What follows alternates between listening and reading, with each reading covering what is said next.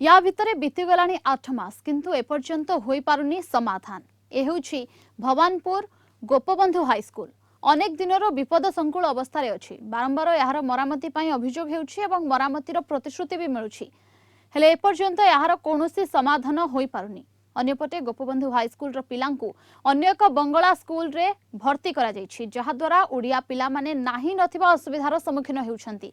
एने स्कूल सम्मुखर प्रधान शिक्षक और अभिभावक मानक सहित अधिक आलोचना करिसेंती हम Kolkata bureau head Pramod Mahanti.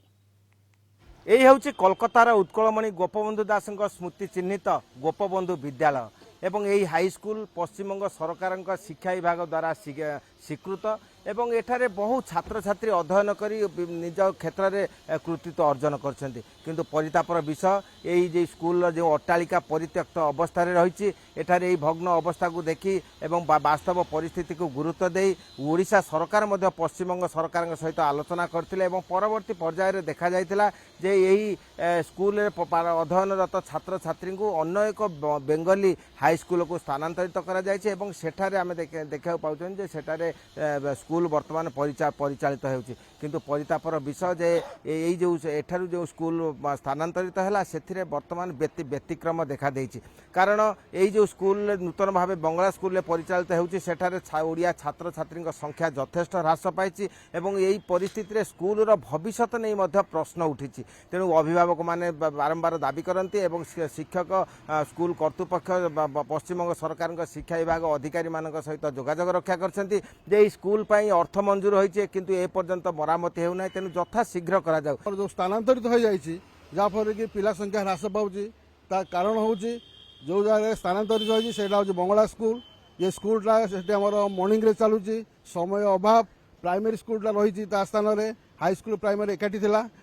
High school चली जावा परे अभिभावक मानकर बहुत असुविधा होउछि जा फल कि सेमाने एठी पिला को छाड़िबे पुणी सेठी जे पिला को नेबे जा फल अनेक अभिभावक माने पिला को सब अन्य स्कूल को नहीं जाउछंती। गोपबंधु स्कूल वर्तमान अचल अवस्था कोन आपन कोन बर्तमान प्रथम मु कलिंग टीवी की स्वागत जनाऊँगी किंतु कौन कहि माने कहले माने कूल कुटुंब को न कहले कूल भासी जाऊँगी।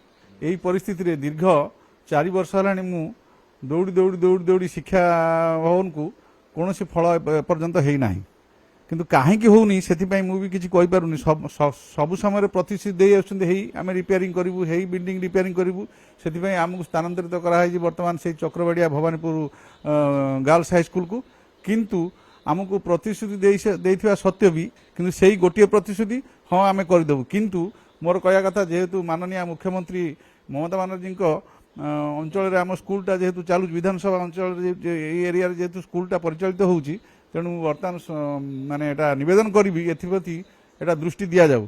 आमर ओडिया कम्युनिटी स्कूल हिसाब से यहाँ एकमात्र स्कूल भवानीपुर भितर किंतु ये बहु पुराना स्कूल कहीं टालबाहाना नीति करा जाउची मु किछि बुझी पारुनी। एटा स्वप्न भली ही रही जाउची कथा। मु विगत एठी मु 15-17 वर्ष है मु चाकरी कलिनी प्राइवेट सेक्शन चाकरी करछि मु किंतु हाई स्कूल रे एइबा दुरवस्था देखि आमु मध्ये बहुत दुख लगुच।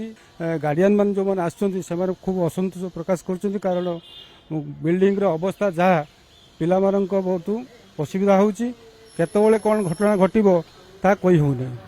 स्कूल वर्तमान दुर्दशा एठाने परिचालन होनी के परिस्थिति भांगी पड़े आप कौन कहते आम कहया कथा गोपबंधु विद्यालय बहुत दिन चली आम ओडिया मैंने स्कूल पे पाठ पढ़ुंट आम बहुत शिक्षित मैंने छोट छोट बड़ थी आम सब देखुँ कि बर्तमान स्कूल अवस्था जहाँ भांगी भूंगी गला आगे सज कले आम चिरकृत समस्त मरामती करा जाऊ बाहर जाए पाठ पढ़ुं आमको भी खराब लगुच आम अभिभावक मैंने बहुत असुविधा हो पड़ू। तेणु निर्वाचन आसी जाई निर्वाचन पूर्व जपरी स्कूल मरामती कार्य आरंभ हुए से शिक्षा विभाग गुरुत्व दिंतु जहाँकि अभिभावक शिक्षक और प्रति स्तर कार्यत यही प्रसंग को नहीं से दाबी उठाई।